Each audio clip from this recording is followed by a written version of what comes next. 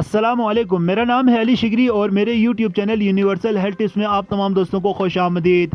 कुरान करीम में अल्लाह ताला का फरमान है कि हमने हर चीज़ का जोड़ा बनाया है ताकि तुम एक दूसरे से सुकून हासिल कर सको। लेकिन अलमिया ये है कि वतन अजीज़ के अंदर सबसे ज़्यादा सर्च इंजन के अंदर सर्च की जाने वाली चीज़ों में पॉर्न वेबसाइट्स है। इससे इस बात का अंदाज़ा लगाया जा सकता है कि हमारे इस वतन अजीज़ के नौजवान किन कामों में पड़े हुए हैं।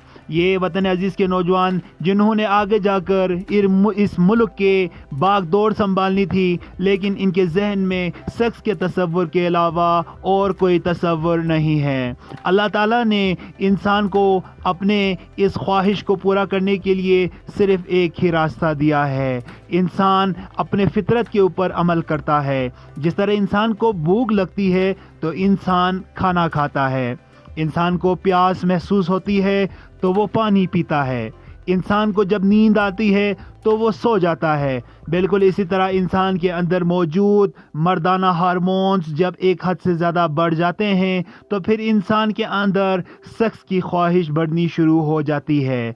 इंसान के पास दो रास्ते होते हैं। वो इस हार्मोन्स को कम करने के लिए या तो गलत काम की तरफ चले जाते हैं, पॉर्न वेबसाइट की तरफ चले जाते हैं, मास्टरबेशन की तरफ चले जाते हैं, और एक दूसरा रास्ता जो इस्लाम ने हमें, जो कुरान करीम ने हमें बताया है, वो है अज़दवाज का, वो है शादी का।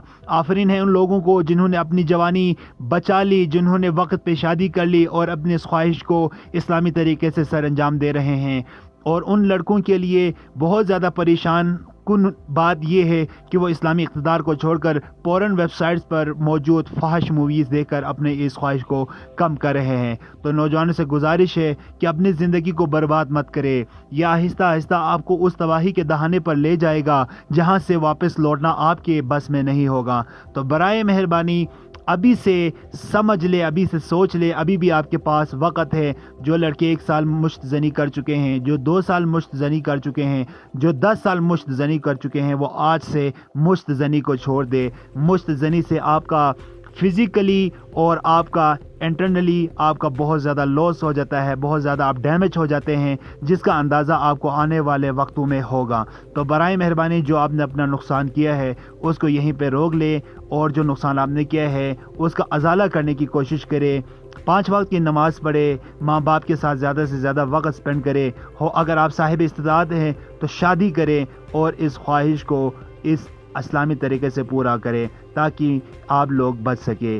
उम्मीद है आपको ये वीडियो पसंद आई होगी। अगर पसंद आई है तो लाइक और सब्सक्राइब ज़रूर कर दीजिए। मुझे अपनी दुआओं में याद रखें। अल्लाह हाफ़िज़।